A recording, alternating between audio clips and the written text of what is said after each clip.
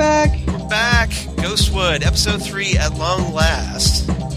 Thanks for waiting. And Zan is here with me, of course. I'm Charles. You know the drill, hopefully by now. And welcome to Ghostwood, everybody, episode 3. Today we're going to talk about Fire Walk With Me, the Twin Peaks movie from David Lynch, 1992, written and directed by David Lynch, but co-written by Robert Engels. And it's I know after our last episode, way back when, where we talked about The Secret Diary of Laura Palmer and how dark and depressing that was. Here we are again. Yeah, exactly. So here we are with more fun and happy good times. Before we start talking about this movie, Charles, we need to talk about something else that's sad and depressing. That would be Warren Frost, I'm guessing? We need to talk about the death of Warren Frost. Yes. Yeah, please. Which I don't like this trend that every time we do a podcast, we have to say a memorial for a cast member. That's not good. Yeah, because remember with episode 2, we lost poor Miguel Ferrer. And now we've lost Warren Frost. Warren Frost. I don't know if that's maybe the universe's way. I'm sorry to interrupt. That it's maybe the universe's way of trying to encourage us to either talk more often or not talk at all. And I'm hoping it's the former. I hope so too.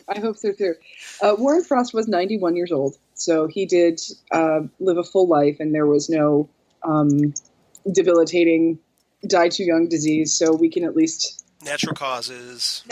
We can at least say we had a long time with Warren Frost, and Warren Frost is one of my favorite TV dads. I think he was always such a sweet and understanding character to Laura, to Donna and his daughters, and even almost to James. He was a father figure to anybody that came around. That was like his thing. Right. He was the doctor father figure, and I always thought that he was a great TV dad. So it is a sad loss that he's gone, and I wonder if something will be written into the show, depending on how long it runs, about Dr. Hayward passing away. So you think it might be addressed in the show? I wonder, depending on how long the show runs, on how long. Because they've already filmed. Because I gather that Warren Frost is actually in the 2017 revival. That's what I gather as well. So if they continue with it, I guess wishful thinking for me that they'll continue with it. But right. I always wonder if this will get addressed at all. So who knows? Yeah. Well, I posted the day that he passed that he was pretty much the heart of Twin Peaks, as far as I was concerned. Yes, he was just about the only heart there was left in that town. Like you had characters like Cooper, who was like the spirituality of the show. Like Hawk was the wisdom, and then Harry, I think, was the conscience, or at least the nobility. I think that Big Ed might have also been kind of the nobility as well. I agree with that. I think Harry might have been the guardian. Okay.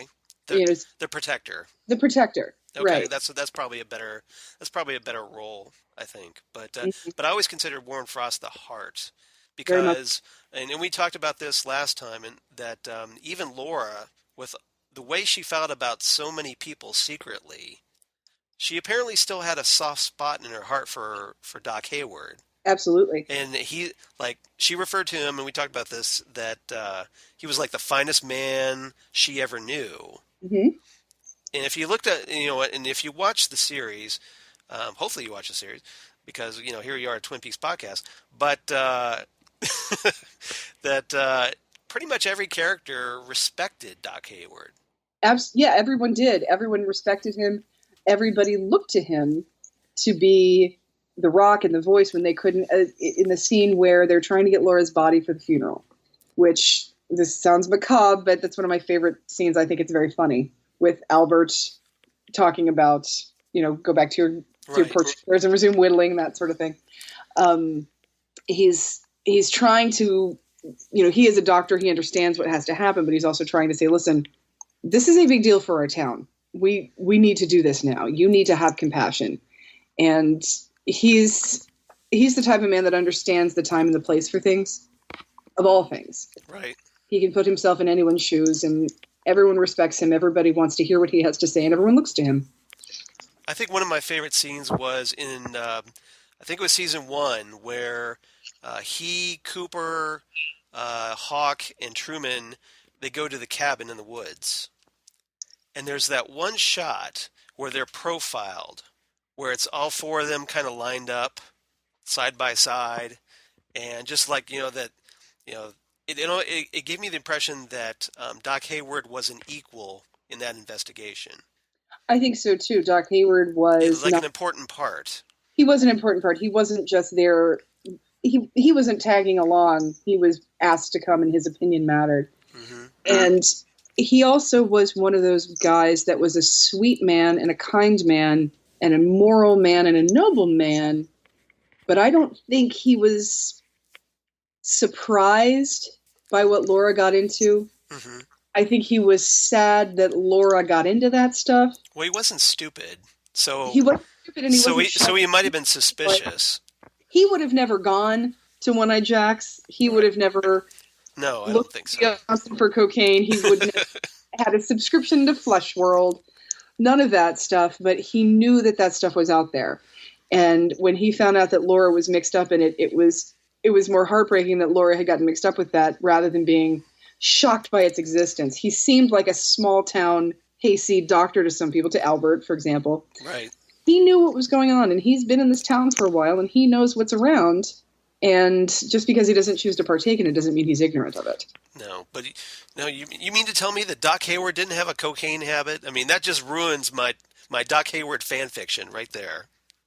Sorry. Just blows that out of the water. Thanks a lot. That's Bizarro World, Doc Hayward. Well, it could. No, there was that one thing though, and I think that was probably why it was so shocking to me, was at in the series finale. I was just going to mention that. Yeah. When he confronts Ben Horne about Ben actually being Donna's father. And there's also that photo of him where it looks like he's maybe been lost in the woods for 7 years or something. Right. Where he's deer in headlights and he's dirty and they're holding him up, and what's going on there? I don't know, but like it was like this darkness came out of nowhere when he goes after Ben, and then Ben gets knocked out. I don't think he died. He got knocked out because I've wondered that. I've always wondered. We kind of wondered if Ben died, and I was like, oh my God, did he kill Ben? But then we read the Secret History of Twin Peaks, where he was by Audrey's side at the hospital after the bank explosion. Right, and that's the thing with Dr. Hayward. That's only going to come out if you're messing with his family. Yeah, he's not just a hothead. He's gonna. Well, he's protective of his family. Right, he is, and then he kind of like after he knocks Ben out, he does this weird primal scream thing, like ah. Yeah, he does, and there's a lot more to, well, just like anyone in Twin Peaks, there's a lot more to them than we've gotten to know. And I feel like that was, those last couple episodes where Donna saw her mother going to see Ben Horne and spying on them and trying to figure out what's going on, and then finding those photos. There's more to that story that I'm dying to know. I always thought that maybe it was something they were like some plot ideas they were holding over for a possible season 3. Back in the 90s, had the show been renewed. Or another possible movie. But they never got to have that opportunity. So it was just like something they tried to set up, but never got the payoff on. Right, and I am just curious as to I'm mostly curious as to what is the deal with that photo. Right. And is there something to do with their possible love triangle that is why Sarah's in a wheelchair? That's true, because we never really got that full story. No, and she could have had polio. Who knows? I mean, we don't know. Yeah, could be nothing, but it could be something that has to do with that. And I think that's where I got the most curious about it. So maybe with Warren Frost being in the revival, hopefully we'll get something more. I hope so. That kind of backstory. That would be nice. That would be nice, and regardless, I do like the character, and it will be nice to see him again. Yeah, and obviously our condolences to Mark Frost, his son. Yes. For losing his father, so... Yes, condolences to his family, indeed. Absolutely. If he was anything like the character, he was a warm, He seemed like a warm man. So I would hope so. I'd like to, at least I've never met the man, obviously, never got to meet him, but I'd like to think that he was a lot like his character. I never watched Seinfeld, so I don't remember him from Seinfeld. Yeah, I never watched Seinfeld either. I think you and I are the only two people that have never watched Seinfeld. We are the only two people that lived through the 90s. And Seinfeld. Well, yeah, because we were busy watching Twin Peaks. There you go. Had other stuff to do. Yeah. Yeah. I've seen like maybe 15 episodes of Seinfeld, and they're like the famous ones. I don't think I've even seen that many. I think I've seen like maybe 5 to 10. I remember watching. This is a aside. I remember watching the first one, thinking, "Oh, hey, there's a new show with that guy that played Stanley Spadowski." Because I'm a big Weird Al fan, so right. Michael Richards played Stanley Spadowski in UHF. And when Seinfeld first started, the Kramer character was a little more like Stanley Spadowski, just sort of like kind of a, this is my mop. Good mop. I mean, he was more like that kind of a character. Right. And so I watched the first episode, and I'm like, I'll catch it if I catch it. And then I just never cared after that. So, and just never caught on. It's not a bad show. It just never hooked me. If my friend Dave is listening, I'm sorry, Dave. My friend Dave wrote for that show, so sorry about that. But I think a lot of us really like you watch Cheers, and then you went to Frasier. Mm-hmm. Because I remember watching a bunch of Frasier then. I did. What did I do? What did I do when Seinfeld was on? I did news radio. Right. That was more the 80s, though. Well, late. No, news radio was 90s. It was. Okay. It went on a couple of years after Phil Hartman was killed. Right. Because he was on that show. So I did news radio. I did a lot of animation. I was doing The Critic, Dr. Katz, Duckman. So a lot of anything that was quote unquote a sitcom that I watched was animation. And of course, The Simpsons and South Park. Right. So that was more my speed. Because that's when South Park hit. So that was a big deal. I still can't get over South Park's been on as long as it has. I know. Like 20 years is crazy. It's neck and neck with The Simpsons is going to be the longest running animated program. Obviously not as many episodes, but no. All right. So before we get into the episode, I know everybody's like, "Oh, were you going to start talking about the movie yet?" Well, there's one thing I do want to bring up is that you recently went out to Washington State. I did. And had yourself a little Twin Peaks experience. I did. I went on a little Twin Peaks pilgrimage. I went to the Salish Hotel and Spa in Snoqualmie, Washington, which is the facade for the Great Northern. And there were some rooms in there where they filmed some things. I didn't go in the hotel, but I went to the hotel and was able to do a little hike by where the waterfall is. So that very famous waterfall from the opening credits. And it's really bizarre too, because as the time of year that I was there, I was just there. It's the 9th of March today, so I was just there last week. So it's early in the year, so it's not a rushing waterfall. It is just sort of those two like little streams that come down at the beginning of the show. And so I'm watching the waterfall go down, and I'm watching it go into the creek past that. I'm like, I'm seeing names. So you're like, okay, all these names in green text are appearing on the screen. Exactly, and I even took film of it. I'm like doing it. I started at the waterfall, and then I went down, and I said to a friend of mine, my friend Steven was with me, and I said, "Is it wrong that I just saw Michael Horse's head in my Horse's name in my head?" So and you heard the Angelo Badalamenti theme playing in your head, I'm guessing. Yep, exactly. So it's exactly like it looks like when you see it on the show. It's waterfall, and then up in the corner there's the hotel, and the falls are a park. So there's a lookout point right by the hotel, and you can walk down to a lower view of the falls, and there's hiking all around it. I was not dressed for too much of a hike. It was a little cold and it was raining, so we only did the hike down to the lower view and back up. It's only about a mile, I think, so it wasn't very far. But the hotel is there, and it is a beautiful hotel. It's all wood and Pacific Northwest kind of resort. Rustic. Rustic, yes. And there's a gift shop, and so did they have souvenirs? They did. I spent a little too much money, but it was it was great. And I totally would have. I would have been like, okay, credit card max limit, go for it. Anything that has Twin Peaks on it, just bring it to me, and I'll just put it in the bag. and they do play it up. They do play it up. They know that The that's tourists, why the tourists, yeah. it's not why you're there, but that some people are there for that. So they do have that element for you. And then I also, Snoqualmie North Bend area is Tweed's Cafe, which is the Double R Diner.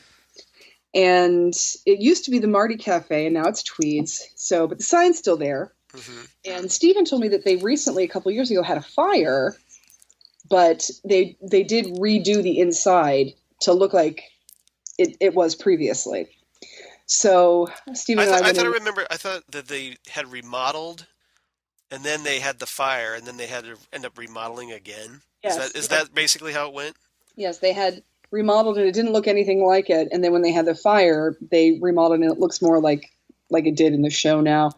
And even they have one of those plastic soft serve things that lets you the big giant soft serve cone, which you can see behind Norma in a lot of scenes. The novelty cone, the giant novelty safety cup. Yep. Advertisement. And that's awesome.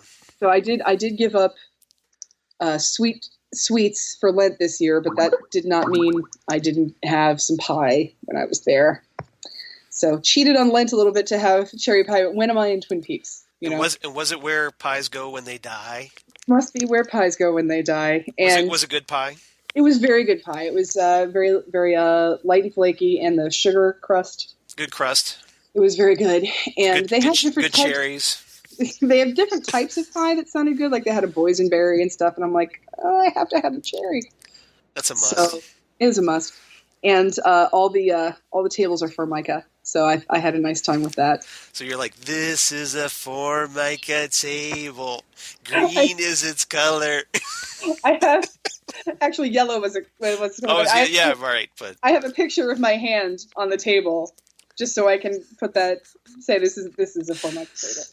That's awesome. So, and I am so jealous of that you had this experience. Was this your first time there? Yes, it was my first time there. The last time I was in Seattle, we were just in the city walking in cabs. We didn't rent a car or anything like that, and we were pretty much just within the city. And so I've always wanted to go back and do that, especially when my friend Steven moved out. He lives in Portland, and when he moved out there, he went hiking there and sent me photos of himself from there, and I was like, I hate you. So I was really glad that I was able to do it. And kind of like I'm doing to you right now. Although I could never hate you. I could never hate you either, or Steven for that matter. But but I could be jealous as all get out. But I happened to be there, and I happened to have the opportunity, so I took it, and it was lovely. Yeah, I would be disappointed if you didn't take advantage of that. And it was about. I've always said that the pilot episode of Twin Peaks, when he's driving into town, he says 54 degrees and slightly overcast. I'm like, that's the perfect day right there. It was actually more like 44 degrees and slightly overcast, but it felt very Twin Peaksy. Right. Well, the shots looked like it was, set during the time of the series. I mean, it definitely had that. I mean, that kind of like almost spring-like quality, like late winter, early spring-like quality. It's still a little gray, but everything's melting kind of quality. Yeah, and if we were everything hasn't greened up yet. Right. And we were at the cafe, and Steven said to me, I would not put it past you to sit here for the next 4 hours waiting for a log truck to go by. I said, don't tempt me. It's like, which way to Big Ed's gas farm? That I did not. I did not make it to Big Ed's gas farm, and I did not make it to Laura's house. It was getting dark, and I didn't want to be snapping pictures in a residential area at night. Right. And I'm sure people who own that house know that that's coming, but it doesn't mean that it's right. Right. Well, at least it gives you something to look forward to if you go and do it again. Yes. I still have a reason to do this, go back out there because I still need to do this. It's unfinished. There's more you can look at. Yeah. And Tweed's Cafe was very good. I went there with Steven one day, and then Chris and I went the last night we were there. We went to visit my friend Aaron, who is in North Bend, about 5 miles outside of the town center, and we had dinner there, and the food was good. So it's a good diner. I highly recommend it. Everybody's very friendly, and they play up the Twin Peaks big time. Like when you look on the menu, it's the Twin Peaks cherry pie. They all have Twin Peaks T-shirts on. You can buy Twin Peaks T-shirts and mugs. I bought myself a mug that says RR on it. Nice. And there is apparently a ghost. Is there a jukebox? There's not. There's no Wurlitzer jukebox. No. Oh. There's not. And I think if it were there, I seriously doubt people would be tolerating you playing Audrey's theme over and over again. Or that really annoying version of that song that Bobby plays as he walks out in the pilot, like, I'll see you in my dreams, or what? Norma, I'll see you in my dreams. Yes. Not if I see you first. Uh-huh. I will say I was a little disappointed there was no knockwurst on the menu, but what are you going to do? But apparently, and I saw this on the wall, and it wasn't a time of day that I wanted to be drinking, because I was either just fresh from travel or right about to travel. Got it. There's a Ghostwood Brewery out there. Oh. Did you get a picture? I'm going to need to look that up. You didn't make it out there to the brewery. No, I didn't. I just saw a sign. The diner serves beer, and one of the things they sell is a Ghostwood ale, and so I'll have to look that up and get more details about it. That would be awesome.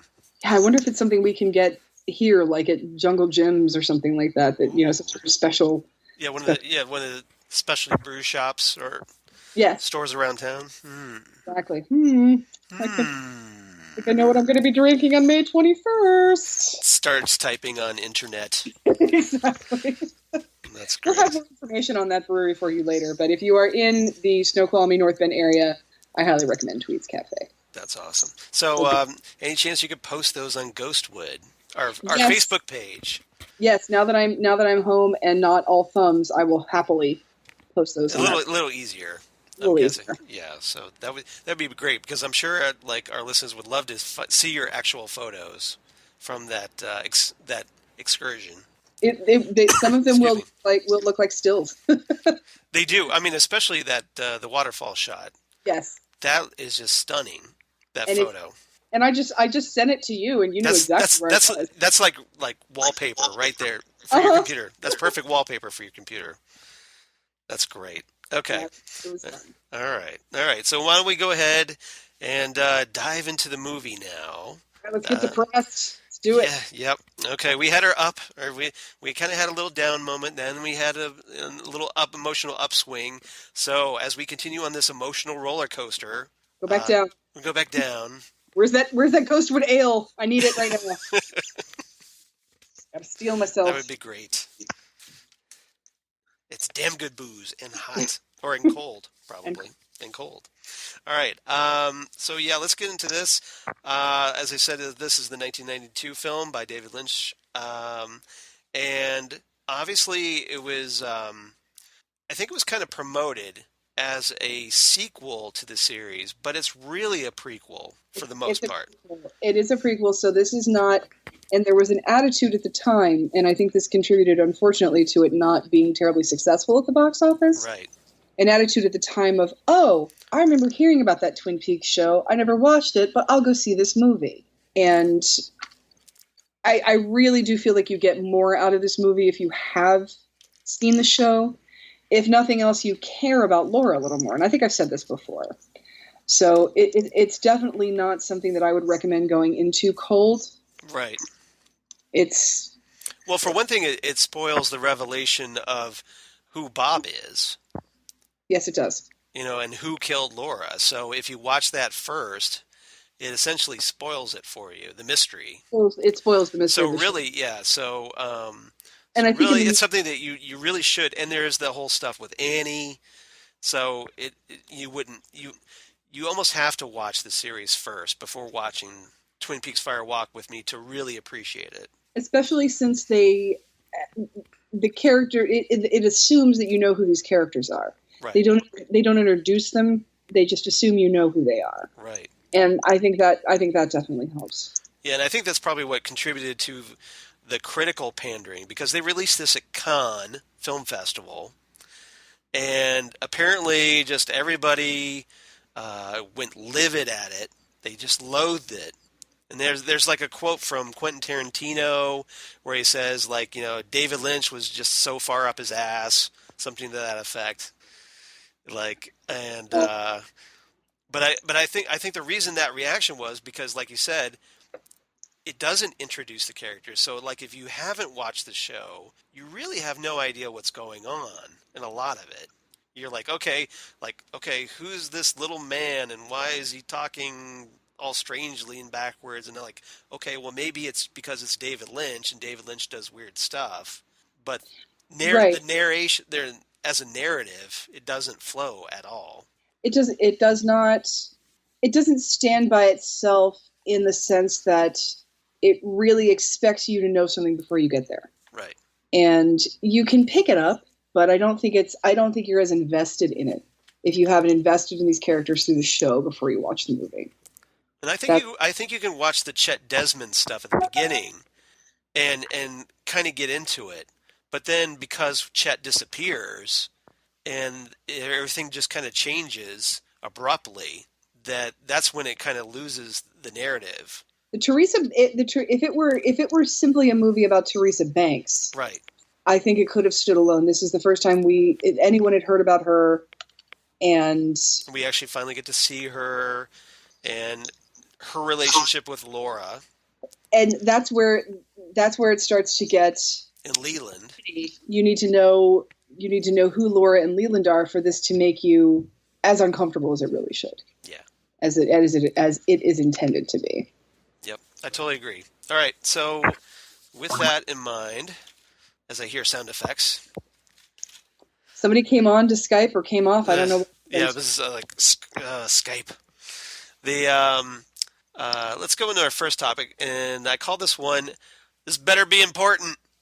Oh, Harry Dean Stanton. Harry Dean Stanton is Carl Rod, and Chris Isaac. Yes, that Chris Isaac, old Wicked Game himself, as Agent Chet Desmond, Special Agent Chester Desmond, playing his second foray into law enforcement, as he was a SWAT team member in Silence of the Lambs. Right. That's very obscure trivia, but yes, you're absolutely right about that. That's what I'm here for. You're awesome. That is awesome. Yes. And so yeah, he might as well be an FBI director because he does so many FBI roles. But here, I thought he did a good job. And what I wanted to talk about, obviously, is the Chet Desmond, that initial mystery where we start off with Gordon Cole giving Chet Desmond and his I want to say his almost like his CSI type investigator, Sam Stanley, played by Kiefer Sutherland of all people, and in a really funny way. I mean, Kiefer, I think we have to kind of talk about this too, because Kiefer's character is just so atypical of what you normally see from Kiefer Sutherland. This was an interesting time in his career because he's like this nerd character.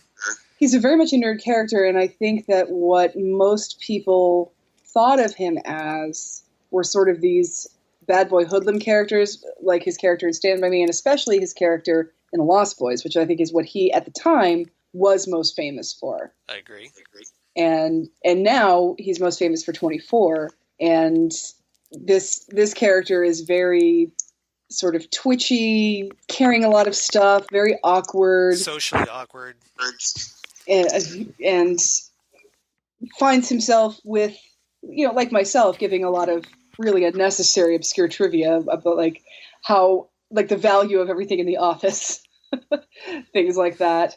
And that was a funny line where he tells Chet, I think the value of that office is like $27,000, furniture included. Yeah. And so that's funny. And he's walking through carrying the machinery he's going to need, and he's sort of the Albert Rosenfield that Albert Rosenfield would have probably shoved his head in the toilet. Pretty much, yeah, exactly. He would have back at the FBI bureau, regional bureau. He probably would have given him the swirlies and hung him up in the restroom by his underwear and. Right. This is the other forensic expert that Albert Rosenfeld would have hazed. Yes. Well, even So Cooper. I mean, Cooper referenced them on the TV series where he says, you know, like, uh, let's go with Albert. Don't go to Sam. Albert has a little bit more on the ball. yes, So I think obviously, I don't think Cooper even got along with Sam, which is kind of funny, I think or at least appreciated Albert more.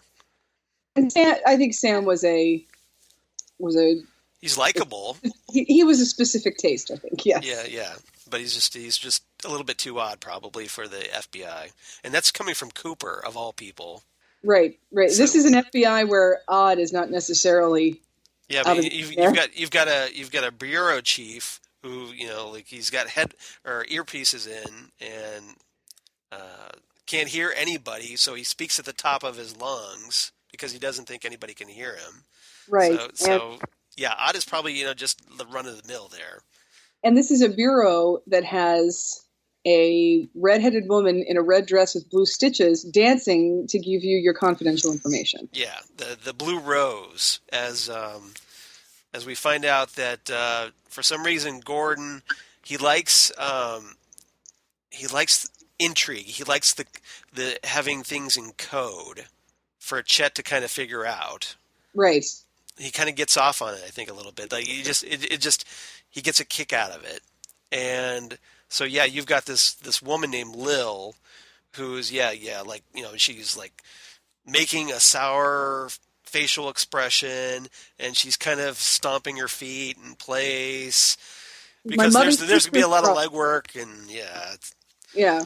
And so there's all this symbolism with the sour face and the dancing and the stitches that are a different color. Right. And then obviously the blue rose in her lapel is classified. And that's classified. So we're like, okay, what is that about? Tell us.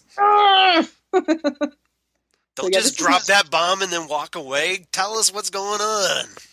Yeah, so this is not a run-of-the-mill FBI. And to have somebody odd for that run-of-the-mill FBI, I feel like the Sam character is reminiscent of his character in Dark City. Right. This sort of a doctor doing his thing, and that's another. Don't get me down the dark rabbit hole, please. Stop me. Okay. All right. We'll move on. So Chet ends up going. Chet and Sam, they visit Teresa's body at the local morgue. Of course, they run into the local authorities, which the dancing mother sisters girl told them was going to be a problem, right. And they are a problem. And Chet Desmond can kick a little ass, apparently. Yes, yeah. There's that scene where they go to the police station, and Chet just wants a cup of coffee. It was fresh 2 days ago. And then this deputy and the receptionist just keep giggling and completely just disregarding Chet's presence. You're just, we don't, right. we're the big shots here. We don't care about you feds. This is our town. Yeah. So then Chet kind of steps up and does a little nose work on the deputy. A little bit. Which is a little gross. It is a little bit gross. Where he grabs the deputy by the nostrils, of all things to grab him by. Hope he washed his hands afterward. And then suddenly it's like, oh, hey, I'll take that cup of coffee now. Yes. You want to get on a fresh pot of coffee for us. So. Which is great. And then the sheriff is also a piece of work, Sheriff Cable. Oh gosh, yes.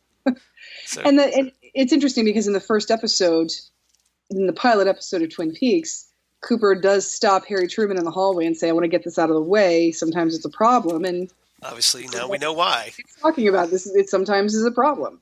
Yep. So they end up, viewing the body at the local morgue. They notice that her ring is missing. We got a phone. It's got a little ring. Yeah, nice. Yeah. Very nice. These are really unhelpful police. Yeah. So, and then obviously that ring is very important, as we find out later, because... What's on that ring, Charles? What's on that ring? Well, gee, that couldn't be an upside-down owl symbol, could it? I think it is. And I think somebody else has it later on.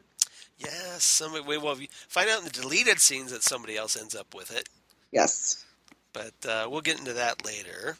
Right. So I get ahead of myself. yeah, exactly. Don't, we're setting up the mystery here, so we'll get there. We'll Let get it, there. just let it flow naturally. Yeah. So and Chet ends up going out to the Fat Trout Trailer Park. And he's a little early. He's not. He's a little before 9 a.m. and that's going to cause a problem. Yeah. So because they're the trailer park manager, a gentleman by the name of Carl Rodd, who we talked about when we covered the secret history of Twin Peaks. Right. Who we did not get any backstory about him in this movie. So to hear his backstory as having been lost in the woods with the log lady was very interesting. Well, we did get that one quote, and I wrote this down because it's kind of relevant to now. Like, when I originally watched this movie before the secret history of Twin Peaks, I'm just like, oh, it's just a throwaway line. But right. Now I'm kind of wondering. You probably know the line I'm talking about, where that really creepy lady with the eye bandage comes in to see what's going on. She stands in the doorway as Carl is there talking with Chet, and she doesn't say anything. Then she kind of moves along, and then apparently that really bothers Carl. He starts dragging hard on his cigarette. And he gets a little out. He gets a little spaced out. Yeah, he does. His mind goes somewhere else for a minute. Yeah, he's like, and then I wrote this down. He says, "You see, I've already gone places. I just want to stay where I am." And we knew something was up with him, but we didn't know his connection, and so we don't know obviously where exactly he went. Did he go to the Black Lodge? Did he go into outer space because of the wood? We don't know. We don't know, but presumably if there's that extraterrestrial incident, right. I have to think now. So yeah, that line kind of has much more significance now after you're like, oh, he was talking about the UFOs maybe or whatever. Right. So who knows what he was? Yeah, it definitely makes that line make more sense, but it's still pretty mysterious. Yeah, it but is. we do learn that he is more of a. But he's obviously more than he seemed. He's more than he seemed at the time when we first saw the movie. He's not just, oh, let's get Harry Dean Stanton to play the weird guy in the trailer park. Right. Because Harry Dean Stanton, let's just face it, is amazing. He is. If you ever watched the movie Repo Man. Oh, yep. So good. So good. And he's good in things like this. He's great in Alien, and he's good in little things like, little romantic comedies like Pretty in Pink. He's just good. He can do anything. I forgot he was in that. Yeah, he's Molly Ringwald's dad in Pretty in Pink. Wow. Okay, yeah, I totally forgot that. Yeah, he's in I just watched this again recently. He's in The Rose. Forgot all about that. Oh, with Bette Midler? Yeah, uh-huh. Oh, wow. Yeah, he's in a lot of, he was in the first Avengers movie of all things. He's everywhere. And there's that documentary about him that I've still yet to see that I got to get on that. And thankfully he's returning.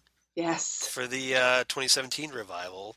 So hopefully we'll learn a bit more about Carl. I hope so. I love Harry Dean Stanton. I would love to think that he's still at that trailer park after all these years. Where else would he be? He's making coffee and waking up at 9 a.m. That's, he just wants to stay where he is. He's got a good gig going. I would think. Yep. Everybody in town knows not to wake him up before 9 a.m. True. Unless the FBI shows up. He doesn't, the thing is, we're not exactly sure in this movie, though, that things are okay with him. So I'm glad that we're going to see him again because some weird things happen in that trailer park.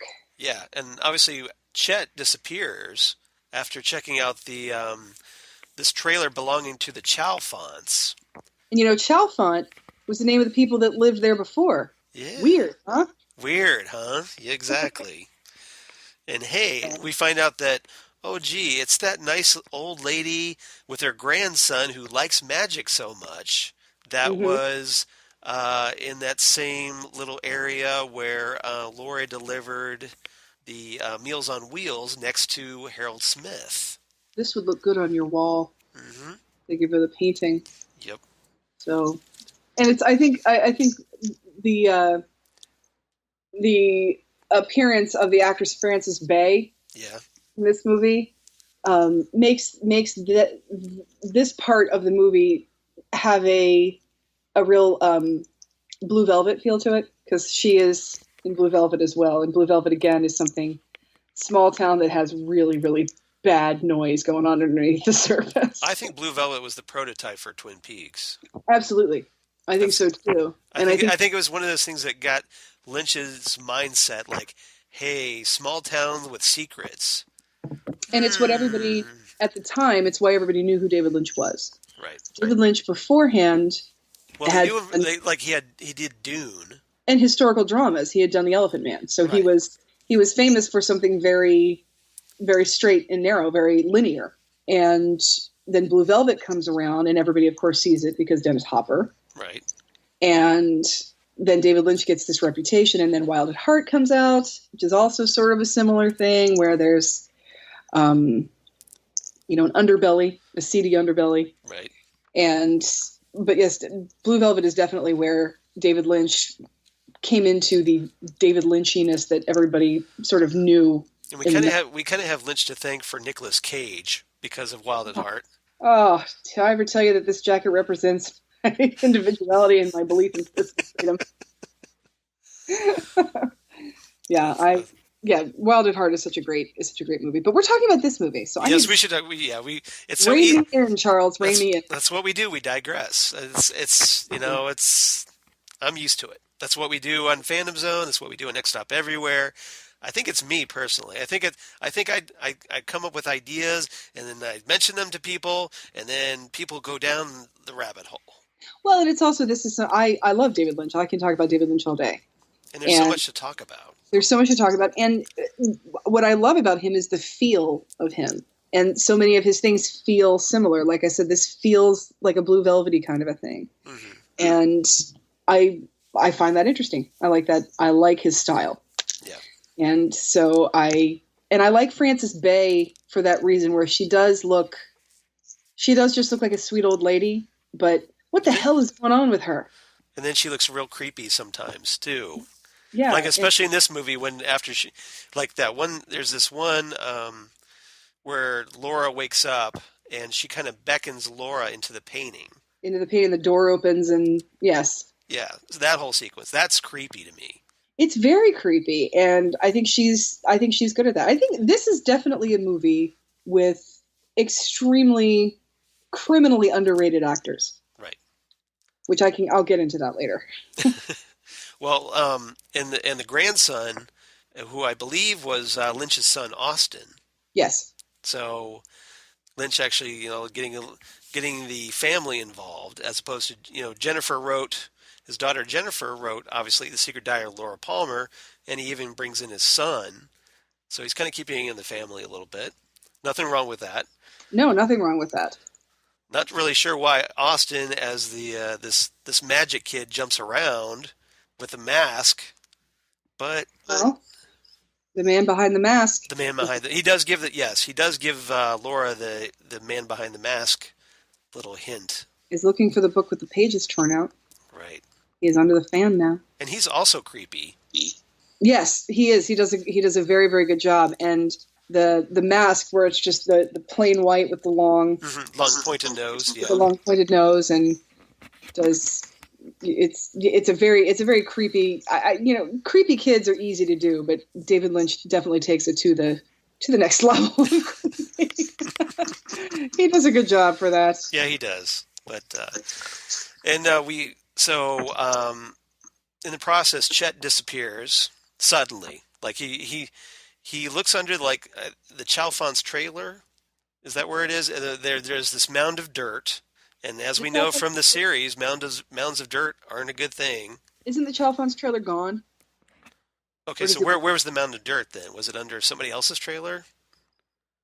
Oh my gosh! And I just watched this movie. Anyway, go ahead.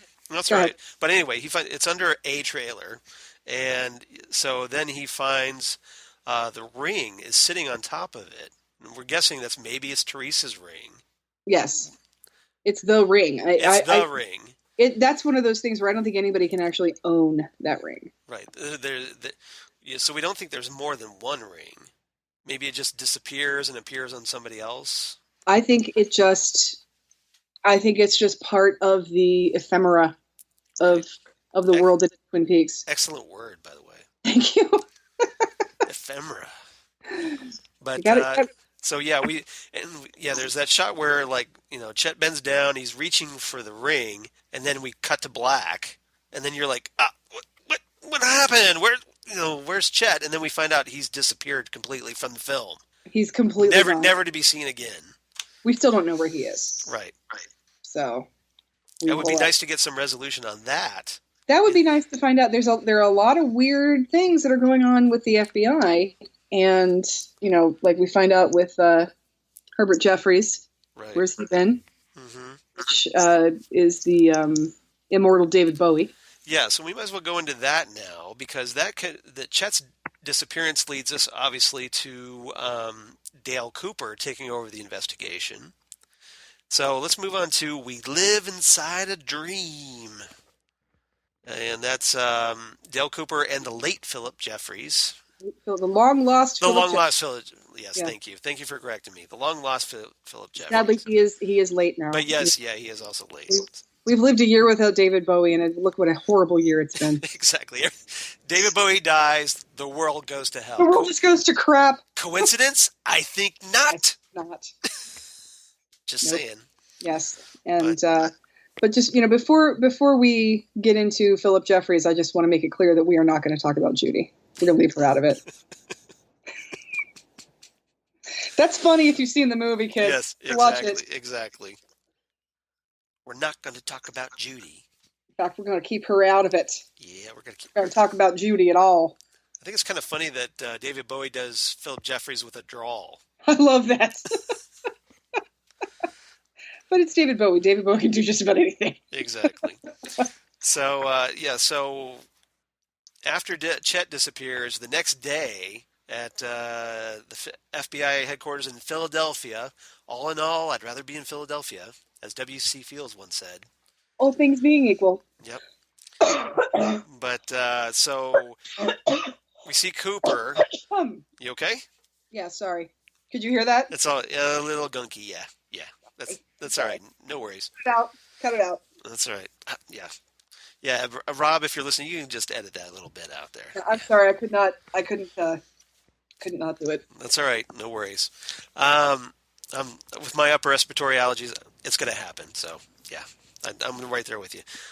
So we have Cooper experiencing this very strange feeling he gets out of nowhere, where he looks at this video camera inside this security camera inside the bureau, and then he goes to the video room. He goes to the video room to check it, like he's expecting something.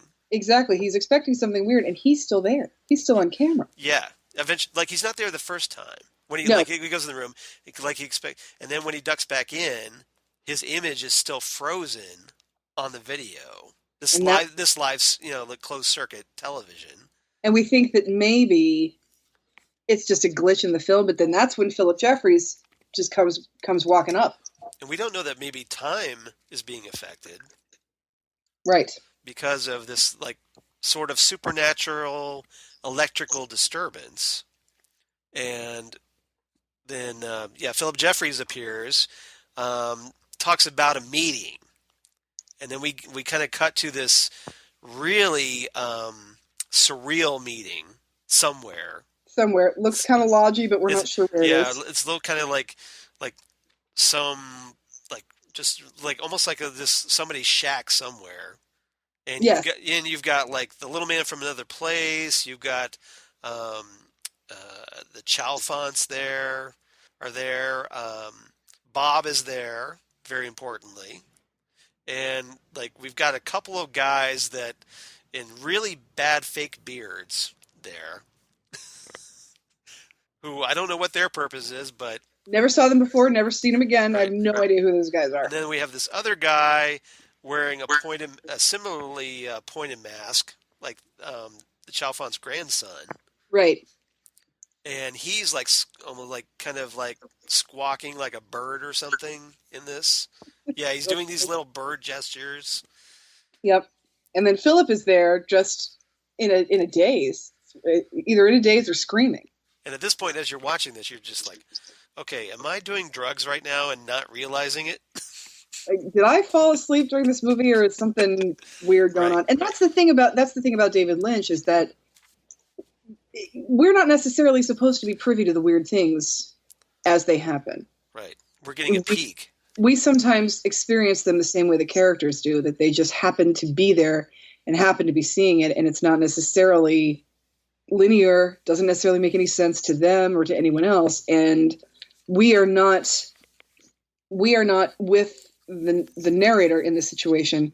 We're experiencing it with the characters, not necessarily as we don't have any prior knowledge or any further knowledge beyond the character, and I like that. I like that, and I think that is hard. I think for some people, I think that is difficult, especially when it is so strange and so trademark strange for David Lynch. David Lynch has his own flavor of strange that I think some people can read that as, oh, just David Lynch being David Lynch. Right. But there's value to that. There's a certain value of experiencing things as the characters experience them, where there are those movies where you have those aha moments right along with the character. Something like A Usual Suspects, where you figure it out the second the character figures it out. And I definitely think there's value to that, where being as discombobulated as the character can sometimes be as valuable as revelations along with the characters. And because this scene is so unsettling, it obviously has an unsettling effect on the viewer.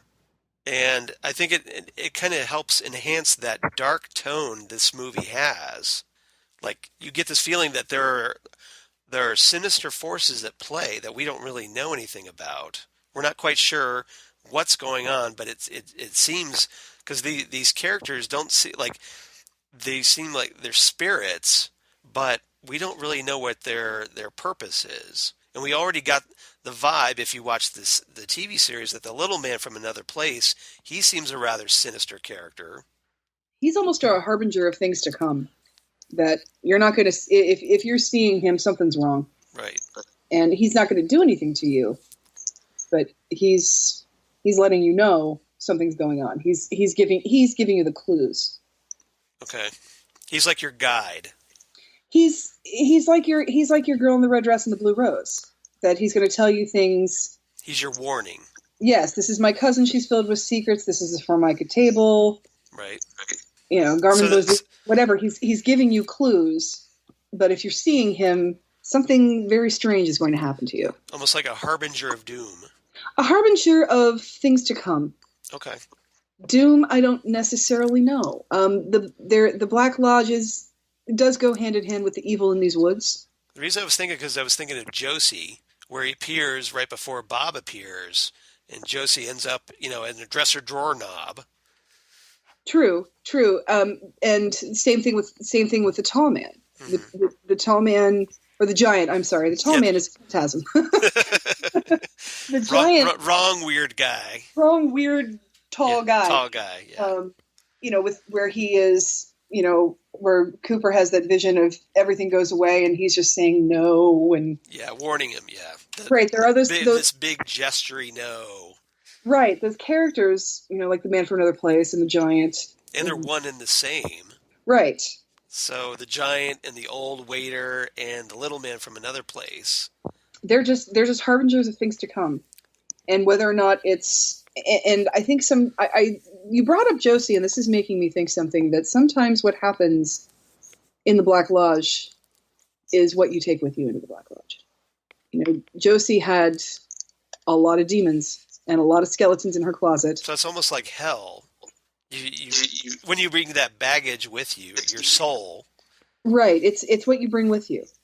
And that could be something terrible, or, as we will talk about later, could turn out okay.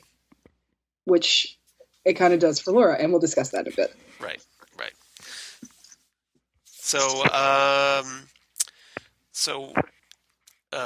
Jeffries obviously disappears, freaks everybody out. They're like,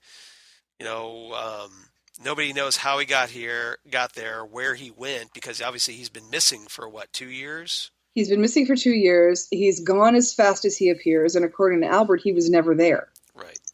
So He just kind of emerged. We see him emerge from an elevator. So we kind of wonder if, like, well, and we noticed that in a later scene that he, where he teleported. right. Like, there was this hotel in, where is it? Rio de Janeiro? Yes. I want to think it was Rio de Janeiro. Yes. This hotel, and he teleports there to the hotel somehow. We don't know exactly what allowed him to teleport there. And then when he emerges, he's crying out in agony from this, either from the teleportation or from something else. Or what's there. Right. And what he brought with him. I think it was part of the flashback that he went to the meeting. Somehow he got to see this meeting. We don't know how he got there. And then when he went back to the hotel after that, seeing the meeting, and apparently that affected him somehow. Right. That's kind of the vibe I got. Right. That whatever happened to him at the meeting, wherever that was, completely changed him. Right. And just spoiler alert, we still don't know who Judy is. Right. Just I hope somehow we find out, because obviously we don't have David Bowie, sadly, in the revival. No, we don't. But hopefully we get some clue about that, because or just even a throwaway name that we can obsess over and. Yep. Maybe she's Diane's sister. Hey, who knows? or Diane's because we've never seen Diane either. We've never seen Diane. So maybe she's his assistant, like Diane is Cooper's assistant. That's a great theory. I like that theory. That maybe Judy was Cooper, or Judy was Jeffrey's Diane when he worked at the bureau. That's great. That's a great theory. I like that. That's fantastic. All right, so let's move on to Write It in Your Diary. Okay. I never liked this scene. Okay. I felt the scene we're talking about is Laura is having this sort of waking fever dream, right, where she wakes up and the ring is in her hand. Right. She doesn't know where it came from. It's just there. She just opens her fist and the ring is there. And then she turns over and someone's in bed with her. And it's Annie from the series. And who, as we know, was kidnapped by Wyndham Earle and brought into the Black Lodge. Yes. Right. She is Norma's little sister, and has been in a convent for a while. She basically went to a convent as sort of a therapeutic process after surviving a suicide attempt. Right. And there was something about this scene that just felt so tacked on. Just the matter-of-factness. Forced. It was forced, yes. The good Dale is in the lodge and he can't get out. Write it in the diary. And it's just like... It's out of nowhere, especially if you haven't seen the show. Especially if you haven't seen the show. And it just felt, okay, well, we have Heather Graham. She wants to be in this movie. Let's write a sentence for her. It just felt very tacked on to me. Yeah. I agree. I think this scene could have totally been deleted, just like her later scene, which was cut. Right. Which is essentially like part of this kind of epilogue to the TV series, which we'll talk about. But yeah, I totally agree. I thought it's interesting and it kind of adds more to Annie's mystery, but was it needed for this film? I don't think so. I don't think it was needed for this film, and I think that anything that's going to add to Laura's fever dream, her confusion, her spiral is worthwhile in that sense that you can say, okay, this is just one more thing to just mess with her and mess her up. But at the same time, it felt so quick that I think if I were in the middle of a fever nightmare and that happened, I'd be like, what? Like it would just shake me out of it. It would seem so out of place. And I feel like this scene always felt very out of place. It's probably my one complaint about this movie. Well, it is kind of a notable one, and I totally agree with you. I thought it's unnecessary. As a writer, it doesn't really work with any of the narrative, so it just seems kind of superfluous. Again, it does feel. I agree. It feels like they had Heather Graham, and they're like, okay, well, I guess we need to do something with her. and here it is. Right. So there you go. You get the credit. And it's interesting to me because there are a lot of characters in the show that don't show up in this movie.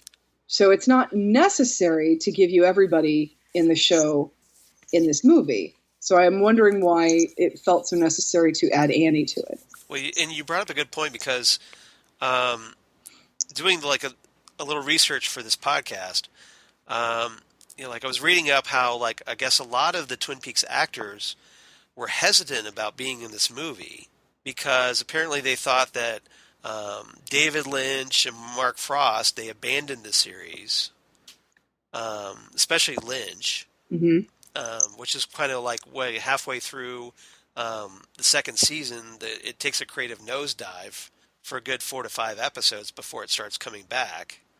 The James Hurley saga, is that what we're talking about? Yeah, the James Hurley saga, yes. Yes.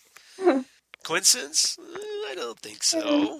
But, so I guess Kyle MacLachlan apparently wasn't initially wanting to come back because I guess he had still had some bitter feelings over how the series was handled in the second season. But I guess they had originally written for him, they wanted him to be there throughout the movie. But I guess he only agreed to be there in a small reduced role, which is why they brought in Chris Isaak. Right. So, right. And it flows well because we know that Cooper sort of knows about this other case, and he knows to look for the R because they found a T under Teresa Banks's fingernails. So he knows, but he was not the agent on that case. No. So it was a good setup to bring somebody else in. That's true. So, but I just thought that was interesting that there was that kind of controversy with or at least that kind of hesitancy with a lot of the actors coming back to this project. Right. So, the Man from Another Place, we talked about him a little bit, but we find out that his role in this movie seems to be that it's more about like his relationship with Bob in this film, where he's wanting the Garmonbozia, and that he's almost just teased throughout the movie. But we don't really. Is he really? I guess my frustration with this is, and I guess this kind of falls back in where you almost have to have prior knowledge of the series to appreciate it, what he's doing in this movie, because it doesn't really have a direct relationship with Laura's story until the very end. No, that's true.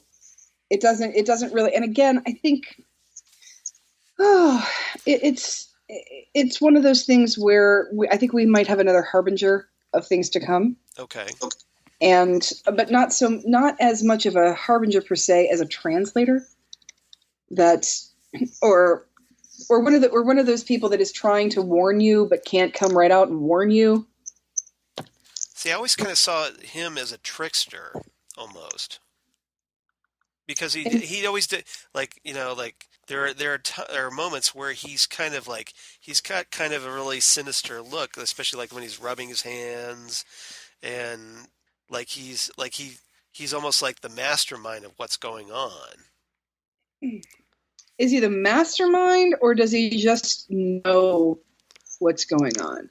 We don't really know. It's never been fully explained, so I guess it's open to a kind of various interpretations, however you want to take it.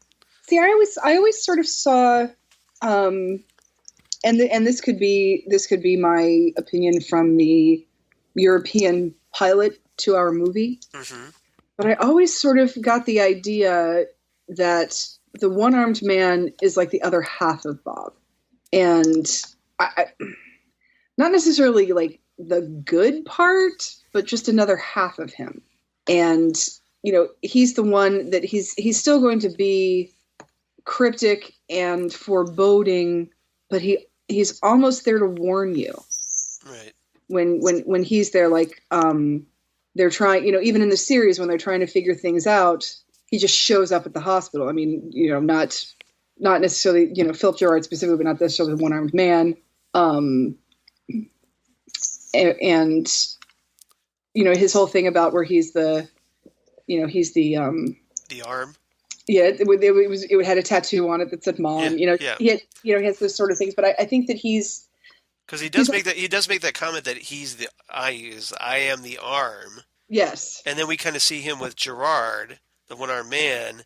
Like there's that one shot where you've got Gerard standing there, and that instead of his actual arm, you have the little man from another place beside him. Right. And it's almost as though, the part of him that is Bob, right, he tried to remove. Okay. So does that mean then that the little man from another place is essentially that Bob part that Gerard tried to remove? No, it's the Ursat's replacement. Okay. That, he's there. And the thing is, the man from another place, I feel like he's not good or bad. He just is. Okay. And I think that's sort of what the one-armed man is kind of trying to be. He can be kind of ineffective because he is too cryptic and too foreboding. Right. But there are times, and like in this movie, where he is right there to tell you what is going on. He's so if I understand that, you see him more as the balance. Because like on the one side you have this good side with the one-armed man who cast away his evilness, right. And you have Bob on the other side who is evil, and then in between them you almost have the little man from another place being this neutral character, right? That balances the two. Those sort of neutral, one and the same characters that are there as the harbingers to the harbingers of things to come. Okay. And I think that the one-armed man is part of that, but he's also a warning, and he is very much that in this movie. Well, go ahead. He is the one that tells Laura what's going on. Okay. And who it is, and that she needs to be afraid. Okay. And that she needs to be aware of what's going on. Because I find this scene incredibly heartbreaking whenever I watch it, where they're in the cars together and the horns are honking and he's just screaming at her, just, it's your father. Yeah, and then that kind of leads us where I was talking about I was going to do this topic, the thread will be torn, where the one-armed man is screaming at Leland. Mm-hmm. And like he's almost like trying, like he knows that Leland has Bob inside him. Right. So it's almost like the one-armed man is speaking directly to Bob, not to Leland. And that's the thing, is the one-armed man, knows. I think he knows who he's talking to, because right. throughout this movie, and this is where I said earlier that I think this movie is filled with really underrated, fantastic actors. Throughout this movie, you see Ray Wise go back and forth between being Bob and between being Leland, and I think he does a phenomenal job. He can turn on a dime. He can go from being very scary and very nasty to being so heartbroken and so sweet, and you feel so bad for him. And and then there are those times when you're like, I don't quite know what's going on. Like, who is this? Like, because there are some parts of Leland that you sort of wonder about. There's the typical stereotypical powerful, wealthy man who, uses women like Kleenex and controlling. It just, has the wife and kids at home, right, but then has the whores on the road kind of a thing. Right. Would Leland have been like that, or is that a Bob influence, or we don't know, because apparently Bob got inside him as a kid, as a child, and so we don't know how grown up. We don't know where Bob ends and Leland begins. Right, and so we know that Leland does not want to do the things that he does. Right, and when Bob goes away and Leland comes out, we really, really see that. It's especially I'm thinking specifically of the dinner scene where no one's eating anything until Laura washed her hands. That's a really disturbing scene. It's really disturbing, and the horror on Cheryl Lee's face as Laura. She's another one. She's an extremely underrated actress, and this movie proves that. I think the performances in these movies by specifically those two actors are just phenomenal, because that in that scene, he's holding her hand and saying, "Who gave you this? Did Bobby give you this?" And it's just this sort of there's that threatening overtone. The threatening overtone, like, is he like protective dad, or is he like, this is mine, don't touch it, I'm a molester dad? I mean, it's very, very creepy on so many levels. Plus the fact that we know he's Bob. And we know he's Bob, and so we're just like, what? Where's this going to go? Right. This is really out in the open during the daytime. What's going on here? And then, of course, Sarah comes in, and Grace Zabriskie also does a fantastic job in this, and does not know what to do. Stop that. She doesn't like it. How do you know what she likes? Like, oh God, who are you? Yeah. But we get the impression that like this goes on pretty regularly. Yeah, that this might go on pretty regularly, or but maybe not, because Laura is so horrified that it's so, this is not the time when this happens. And I think Laura is starting to think, oh, what's going on? Because she's maybe seen this behavior from Bob and not necessarily from her father. Right. So she hasn't quite made the connection that they're the same. They're one and the same. Yeah. And she, and she does have those. She does get that connection later where she's at home and sees Bob trying to look for her secret diary, and then she runs out of the house and then hides, and then sees Leland leave, and starts to figure it out. But after that dinner scene, later on at night, Sarah and Leland are in their bedroom, and Leland just sort of has this like stern look on his face, and then all of a sudden that look melts, and he's crying, and he's so sad. I was just about to talk about that, because that's just really powerful. And then he goes into Laura's room to like, I love you, right? And Laura's just at this point going, I have no idea how to react to this now. And she sort of knows that that this is her father, that she can. So does she just think that Leland is nuts? I think she's figuring it out. I think she's figuring out that she and her father are both victims of the same person, and that, unfortunately, her father's not as strong as she is. Do you think maybe she was in denial about it at first? I think you'd have to be. I think when you realize that you've had these supernatural sexual abuse sessions since you've been 12 years old, and now you're realizing that that's actually your father as the vessel for that, I think you'd have to go into some sort of denial or shock or trance just to. You just kind of check out at this point. Yeah, you just have to check out a little bit just to survive with that. Right. But they have this moment where they both know, like, we're both going through this together, and and he's so sorry, and she knows he really is. And it's out of their control. It's out of their control. There's nothing they can do, and she knows that this is not what she wants or what he wants, but they don't. And that she is stronger than him, but this is not going to end easily for them. So that kind of leads us to I want all my Garmin Bozia. Garmin Bozia, yes. So we have Laura, the ring, in the red room, where basically we get everything hits the fan. We get that whole. I mean, throughout the movie, we get to actually see the events that we got little tidbits from throughout the series, like Laura jumping off James' bike, and Laura in the cabin with Leo and Jacques, and all that, and that leads us all the way up to Leland seeing Laura at the cabin with Ronette, and him hitting Jacques over the head. And good. yeah, because to be fair, Jacques deserved it. Oh man, he needs to go. And then dragging Laura and Ronette through the woods with that horrific, the flashlight effect, and that horrific clown smile that he has when he's that very Jack Nicholson Joker, like where he's just like grinning. That sort of madman rabid dog look. Maniacal. Yeah. Yes, it's horrifying. It's absolutely horrifying.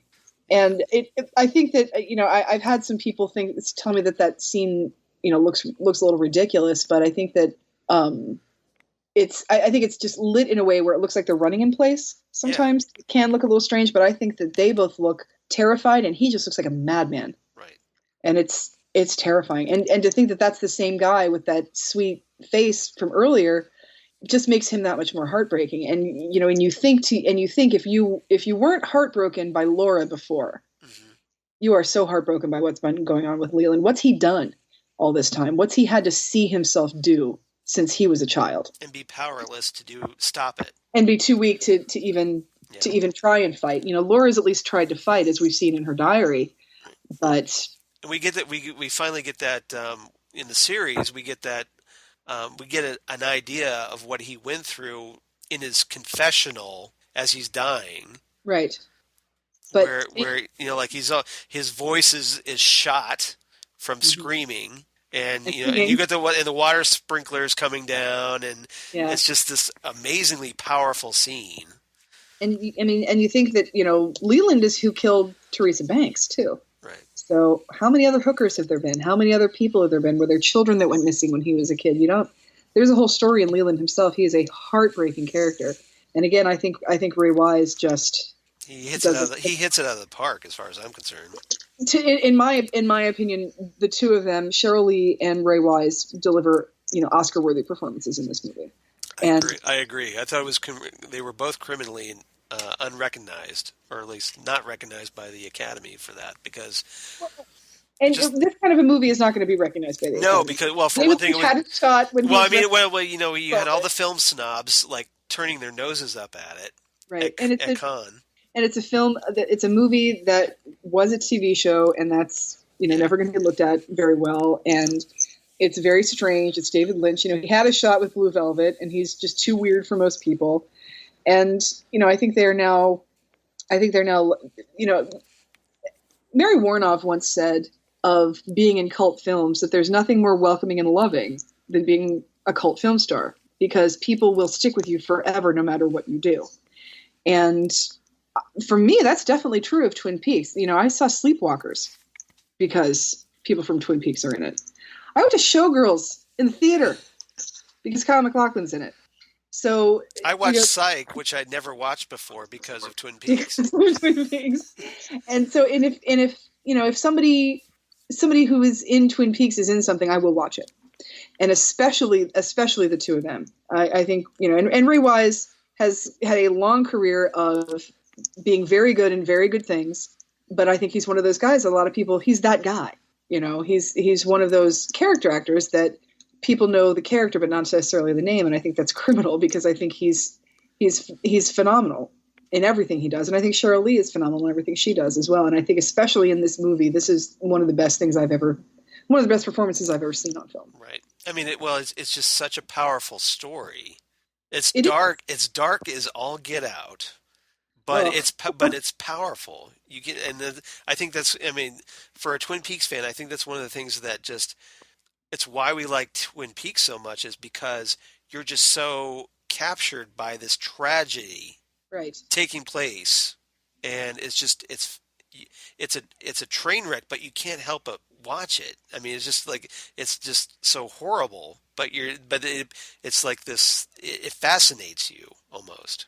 It's fascinating, and you just watch it hoping everything's going to be okay, because you are so involved and so invested in these characters, and they are not bad people. Right. They are good people. You want that happy ending after all that tragedy. Right. And go ahead. And these are not bad people. These are good people who do bad things. Yeah. And any good person could do bad things. Not everybody's a bad person, but everybody who is a good person could do a bad thing. And so I'm thinking about this now. I've never thought about this before, but at the time, I was close to Laura's age, and I'm an only child. So maybe there's something about me where it's even more terrifying. Like if my father was possessed by somebody, it would just be like the worst thing in the world that would have ever happened. So, like Laura, I'm an only child. I have two parents, and if something like this were to happen with me and my father, I would not be Laura strong about it. I'd be dead. Well, to be fair, I mean, she drugged herself out of in oblivion. She did. because she was just couldn't deal with all that. So that's why she was doing the booze and the sex. She was just trying to be numb. Right.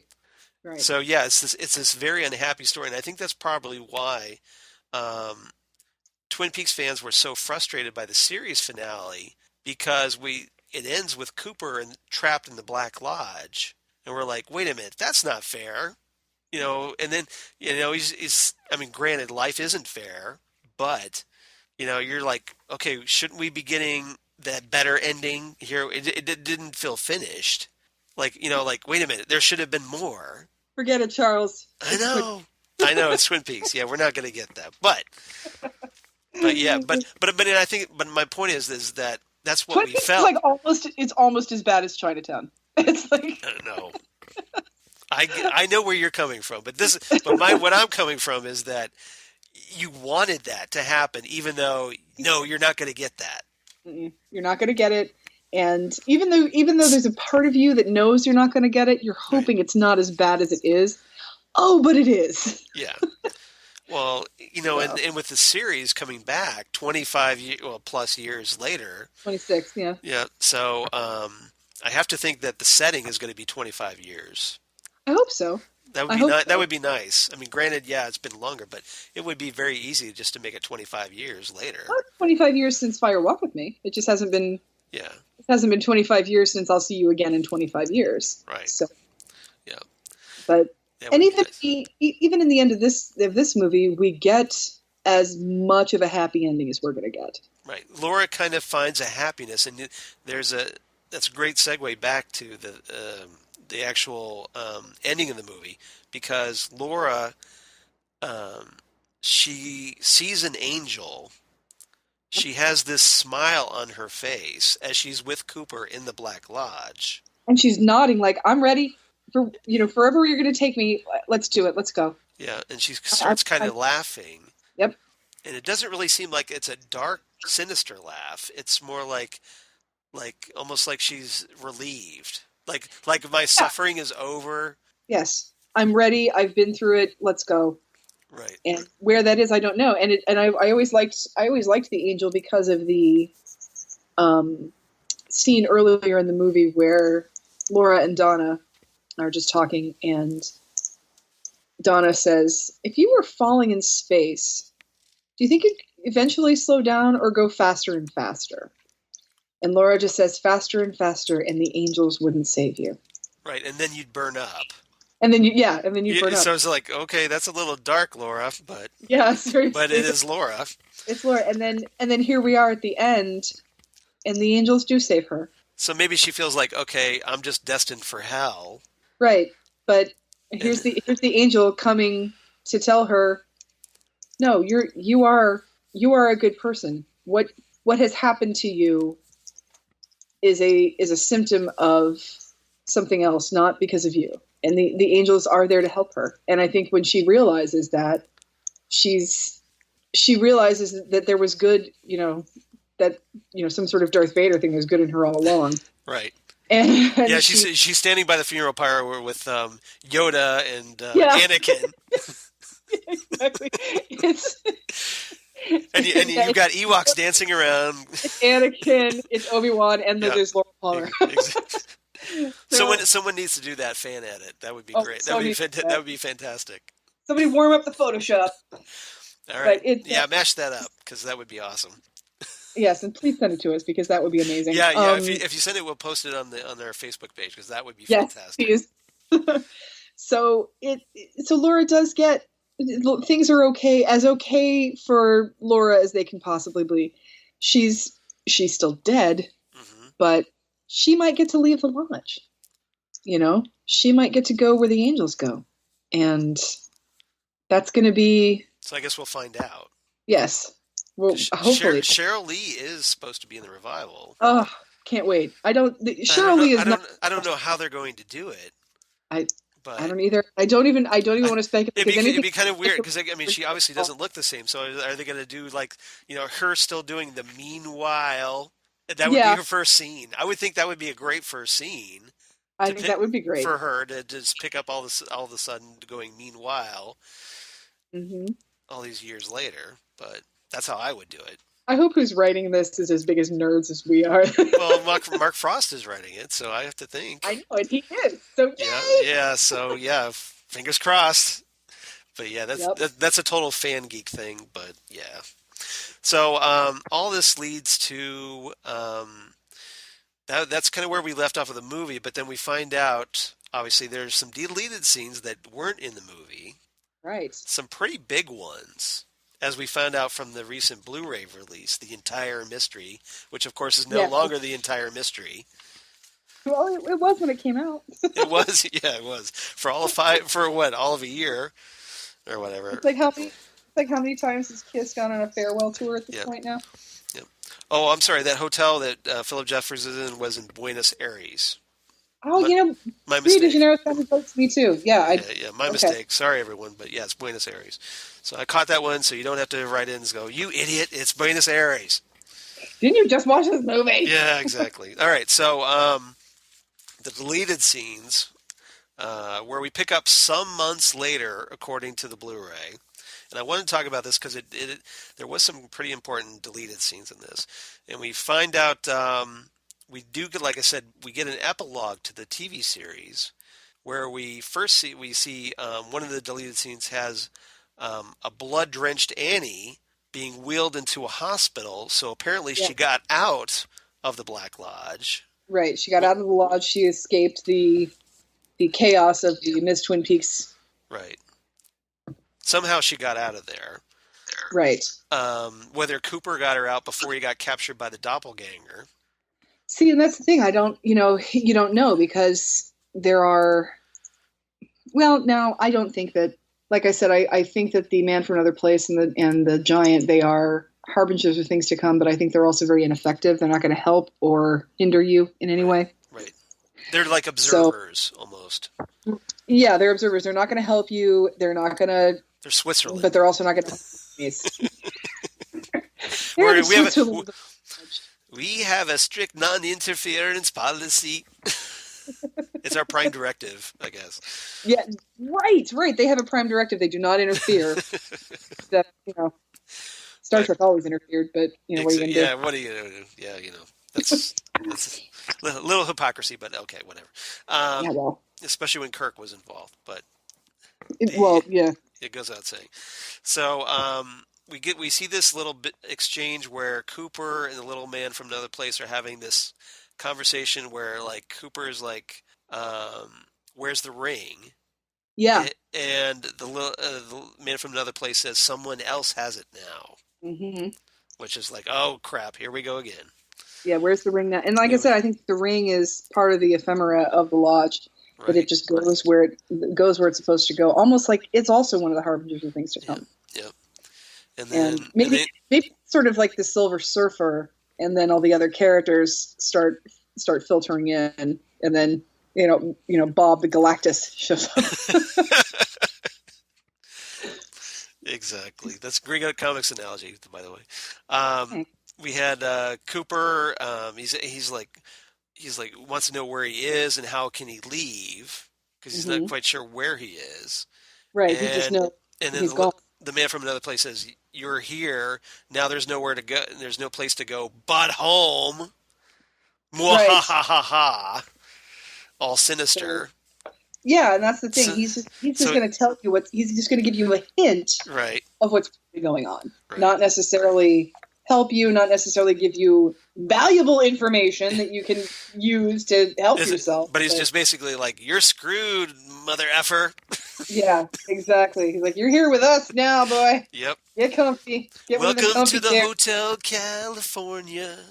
He can check out anytime he likes, but he can never leave. Exactly. Copyright the Eagles. Yep, copyright the Eagles. All right. Yeah, we'll just put that little disclaimer there. But so we go back to the hospital, and Annie's all catatonic, still rattling off the good Dale is in the lodge, and then what was it here that write it in your diary, yada yada. Then a nurse comes in, and she steals the ring off Annie's finger. Big mistake. Right. That's not a ring. That's not like jewelry you want to steal from Right. from the ER from catatonic patients. Just leave that one behind. At this point, you almost expect like this the words "the end," ... or is it? Question mark. Question mark. Yeah. Like Flash Gordon, like the end. Yeah. Mm-hmm. Yeah, exactly. With Ming the Merciless's ring. Picking up the ring. Yeah, exactly. Yeah, exactly. Same thing. Don't pick those rings up, man. Some of them are just not. Yeah, just leave it alone. Leave it alone. Yeah, just let it go. It's bad. So apparently the ring is still in play out there somewhere. Presumably we'll find out what happens. Hopefully. And is it with an unintended victim? Right. Or not? Me, I don't know if I want to say victim. I might want to say player. Okay. Because I think with a lot of this stuff, you can, it goes very different ways sometimes, as we saw, especially with Secret History of Twin Peaks. That you can be a player, but not necessarily be in the game full on. So, is it with an unintended player, someone who has no idea what's going on, and will that cause a problem? Right. Is that outside of the plan? Or is this just someone, just a way to, almost like a temporary bearer of the ring until it gets to its intended target? Right. Or is it somebody that Dale Bob is going to come after and kill for the ring or something? Right. Who knows what's going to happen? Or are they just a messenger that it's their job to have the ring while then somebody steals it from them or something? Or is it their job to lose it so somebody else finds it? Who knows? Yeah. But we'll find out. Hopefully we'll get some answers. We don't know. Yep. We'll get answers. No promises. Right. Yeah. And go ahead with the rest of the lead. Yeah. The other big scene, of course, is picking up from Cooper inside his hotel room at the Great Northern, where after his infamous "I need to brush my teeth," and then he goes in and then sees himself as Bob. Well, that's he grabs the toothpaste. Yeah, he grabs the toothpaste and then he pours the toothpaste, empties the toothpaste tube into the sink. And we know something's wrong, and then he very intently looks at himself in the mirror and then backs up and then rams his head into it. Right. And then looks back, he's Bob in the mirror. And everybody that watched it for the first time went, "Oh my God!" Screamed. No. Screamed. No. It was, it's the last thing you want to happen to the last character you would want to happen. Exactly. You're like, Cooper deserves better. Oh my God. Yeah. And so then, and I personally think that, and then he starts mocking his pretending to be Cooper, where he's like, "How's Annie?" Like what a maroon kind of a thing. And I think, and that's where the series ends. Yep. And I think it should have ended there. There are very, very often you will see deleted scenes where you're like, why'd they take this out? But then there are other times you're like, oh, thank God you got rid of this. Because I think moving on from Cooper after that moment is just... Well, it's definitely a more powerful ending. I totally get that. Yeah, it's a more powerful ending, and it's more shocking, it's more jarring, and I think continuing with it just gives you more information that you really don't want to know unless you're going to get a whole nother series. Mm-hmm. And you just, I know I, for one, do not want to watch Cooper as Bob any more than I have to. Well, we might have to, depending on what we get. It's going to be so hard. Especially if he's got that little upside down owl cave symbol on his lapel. If you've noticed that little zoomed in on that little image from the teaser. Yeah, I don't like it. Yeah, it's not good. It's like, that should not be there. It's upsetting to me. Yep. Turn that thing upside down already. Exactly. Take it off. Yep. You're a bookhouse boy, take it off. But here, I like this deleted scene for the simple fact that, like, I always kind of wondered, okay, he bashed his head into the mirror. How's he going to explain this away? I always kind of wondered that, like, okay, how does Bob / Cooper explain all that blood and everything that would Yeah. happen. So Broken mirror. Yeah. so here we finally get the explanation where he tells Truman and Doc Hayward that like, oh, I slipped and hit my head on the mirror, Right. just very casually, that, and And the glass broke when my head struck it, and it right. struck me as funny. Harry, do you understand me? It struck me as funny. And I think, I like to think that this is a way to say, okay, these characters are going to be on to him pretty quickly. Yeah. But we don't know, because then it's over. Well, you think it's Harry, especially after seeing, what happened with Leland and Bob, And what happened with Josie, and what happened with Josie. and how she was, what was she, like 89 pounds when she died? Something like Yeah, that? exactly. Something like that. Something horrifying. And so hopefully he's going to catch on, and hopefully Dr. Hayward's going to catch on too, because like we said at the beginning, he didn't fall off the turnip truck, No, he's no. been around. Hopefully he can figure out, you think he'd Yeah. figure out something, but Right. so yeah, so we're basically the actual ending of the series, continuity wise, turns out to be Cooper back in bed complaining that he still hasn't brushed his teeth yet. Yeah. And that's kind of We're where not going there until Laura washes her hands. pretty much. For as gross as Bob looks, he's really into hygiene, isn't he? Well, yeah. Well, I mean, and we found that out during in the secret diary of Laura Palmer that apparently, yeah, as gross as he looks, he's obsessed with cleanliness, or he just, that his fixation about that is like in direct contrast to the seediness of what he. Or maybe that's what he knows that humans do that's different Right. from him. Right. Okay, humans clean themselves. Let's talk about that. Yeah, or he taunts Laura with it. He taunted Laura with it, so maybe he just kind of fed off that anxiety that he gave her Maybe. Yeah, maybe. because he was But that kind of emotional parasite. Yes. Oh, that's a perfect term for what he is. You're welcome. And yes, thank you. Glad I could help. And I think that, and I remember seeing that scene where he's like, I haven't brushed my teeth, and I'm just thinking like, oh my God. Yep. And I thought that, I'm like, no one's eating dinner until Laura washes her hands. And it's that sort of thing. Like, Yeah. oh, it just getting it home. Here we go again. Yep. Yes, exactly. So bad. So is everybody cheered up yet? I know I Yay. Yay. Yeah. Yeah. All Wow. right. So what? It is still, again, like I always say every time, it's still worth it. It's Yep. still worth it to go through for this. It's really a wonderful, wonderful series. All right. So I'm dying to. Do you have a rating for this episode or this movie? Because I'm dying to know. For me, it gets a 9. It's 9. It gets a 9, mostly because, like I said earlier, the performances of Sheryl Lee and Ray Wise. I cannot say enough good things about how wonderful they are in this movie. And I like the feel of this movie. I like the look of it. It loses some points for, once again, crushing my soul. And like I said, some of the tacked on things I didn't like. Right. Like I said, with the Annie thing and stuff like that. But then again, it has really good scenes with really good people in it. It's a well performed, well made, well acted story. Yep. And well done. It's a well done movie, and I think it's an underrated movie. I think it's definitely underrated, and I think it's going to be underrated because Twin Peaks was an underrated television show. Right. So I think for people that this is not their taste. Well, it's obviously it's appeals to a cult audience.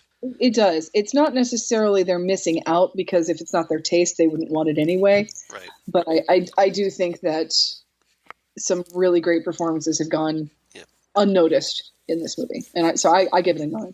Yeah, I'm a little less than you on this one because, like you said, there's some things that shouldn't be in here, like the Annie stuff, right? And the fact that you have to have watched the series to know what's going on. That's part of my point. That's kind of my only real major sticking point with this movie is that it's advanced Twin Peaks level stuff. You have to watch the series before knowing Right. it. You can't walk into it cold. So I can't you can't show it to anybody and go, "Hey, check this out. It's a great movie," and Right. expect them to know what's going on. That's true, but at the same time, you could say the same thing about something like a Return of the Jedi. That you kind of need to know what's going on in that, but it's Right. still a great movie. Or maybe a Racerhead, where it's another David Lynch film that you had no idea what's going on. But there's no prerequisite course for that. I mean, Right. it's just what it is. It That's is the what thing. it is. Yeah. I'm just thinking of like really well done sequels Okay. or prequels that I feel like I really did sort of feel like if you didn't like Twin Peaks on television, why are you here? Why are you watching this movie? Right. Um, it's Maybe like Star Trek II, which is a really great movie, but Star Trek II is a really great movie, and it without it almost without actually watching any Star Trek episodes. right. You kind of don't know the history about this. Oh, however, at the same time with Star Trek II, it's a little easier to watch when you don't know that Chekhov wasn't there to begin with. I know. I don't want to have this argument again. Stop right now. Yeah. That's a big rant. It's like, no, he wasn't in Space Seed. He didn't show up till season 3. He wasn't there. I don't know you, but I never forget a face. Yeah. From where? Did you Were you make? Did watching you? the show? Yeah. Were you at the Academy or something? When Exactly. Was he on Fantasy Island with you? Where did you see his face before? Nudie and Singh, whatever. Yeah. Anyway, yeah, I've had that geek argument about 1,000 times. Yeah, in my life. I'm sure you have. I'm sure you have. So yeah, I give this one 8 blue roses. Obviously. Oh, I like that. Thank you. So, all right. So next time, I think on Ghostwood, we're going to talk about something a little more uplifting because we're going to talk about Northwest Passage, aka the pilot. Yes. We're going to go now that we've hit the end, which is kind of the beginning. We're going to go back to the beginning of the TV series. Yeah, Yep. So where it starts with a death, it doesn't end with one. Yeah. Well, Twin Peaks doesn't really follow a strict timeline, so why should we? No, we shouldn't. We shouldn't. And there again, the lodge isn't linear. We don't need to be linear. Exactly. It'll all make perfect sense in the end, in its own Twin Peaks kind of way. Yep. So episode 4, we're going to talk about the pilot, and so good excuse to watch the pilot again because that never gets old. Mm-mm. It's something I could watch over and over again, and I have. Oh, was at least 20 times. So, yeah. So I'm looking Amateur. forward to, yeah, I know. Pfft. Pales in comparison, I'm sure. But, I guess I need to step my game up, but we'll get there. All right. So, yeah, we're going to talk about that. So, I think that about does it for now, but hope everybody comes back for the pilot. I'm looking forward to that. Hopefully we'll do that in a month as opposed to 6 weeks. Yes. Fingers crossed. Yes, that'd be good. Fingers crossed everybody stays healthy and whatnot. Yes. So, Zan, where can they reach you if they want to get a hold of you? I am Zan Sprouse on Facebook and Udinax19 on Twitter. Awesome. Very short and sweet. So, everybody, if you want to get a hold of Ghostwood, the Twin Peaks podcast, you can reach us at GhostwoodCast on Twitter or Ghostwood, the Twin Peaks podcast on Facebook, of course. Or you can go to southgatemedia.com, mediagroup.com. You can reach us there. And we're now all over like YouTube and iTunes and Libsyn and all kinds of stuff. So hopefully you're listening to us from one of those sources. But and you can also email us at ghostwoodcast@gmail.com. Or no, Ghostwood Podcast, I'm sorry. Ghostwoodpodcast@gmail.com. My mistake. And as for me, at Charles Skaggs on the Twitter machine and Instagram. Facebook, of course. Google Plus for all you crazy kids in the Google Plus. Shout out to my Phantom Zone podcast co-host, Karen. And my blog of geeky things, Damn Good Coffee and Hot. Do it. Make the sound. I'll make the sound because I know you're all tempted to this. I just realized that I need to do this. Of course, now my app crashes. There we go. Damn good coffee. And hot. Yes. There we go. So, Deja Vu. But so yeah, We check can that we out. Where I talk about like any Twin Peaks news that comes down the pike. Obviously, we're going to have it on our Facebook or Twitter page, but also on I'll post news on Damn Good Coffee, and you can also follow us in what else we're talking about. You can find out my other podcast that I do, Phantom Zone podcast that I do with Karen Lindsay, where we talk comics books on TV shows. Lots of them. Legion is awesome, by the way. If you're not watching Legion, you should be. It's very Twin Peaks-ish, very surreal. Is it? Because I'm not watching Legion. I recommend watching Legion because it's surreal as all get out. If you're a Twin Peaks fan, you will dig it. Excellent. So I recommend that. It's only 5 episodes in out of 8 for the first season, so check that out. And then my other podcast I do, Next Up Everywhere, the Doctor Who podcast, which I do with Jesse Jackson, who going under surgery under the knife tomorrow. So best of luck to Jesse. Best of luck to Jesse. Yeah, so please send positive vibes his way and to his family, and I would definitely appreciate that. And check us out there if you are a Doctor Who fan. Enjoy that. And otherwise, that's about it. So for Zan and myself, thank you guys for listening. Thank you for supporting the podcast. And give us some likes on Facebook. That would be great. And otherwise, that's it. Rate us on iTunes. And yeah, thanks for listening and geeking out with us. Hope you're enjoying the podcast. And let us know if there's something we're not doing you'd like us to do, or want to give some positive feedback. We could always use that because yay, positivity, especially after talking about dark, depressing stuff like Twin Peaks Fire Walk with Me. Oh, so sad. Twin Peaks Fire Walk with Me. I'll tell you a little bit of trivia about myself, Charles. Yes. If you ever, for whatever reason, want to make me cry.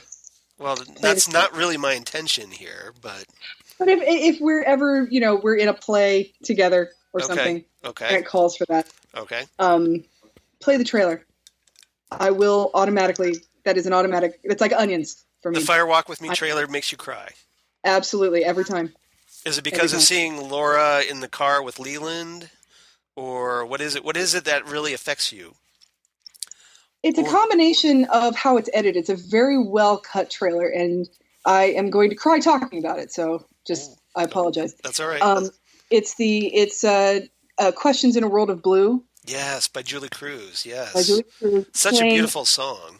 Playing over the most heartbreaking line in the movie. Don't make me do this. Which I honestly think that's what should have gotten Ray Wise an Oscar for this movie. Yep. So sad. And, when we were talking about... So powerful. Yeah. So powerful.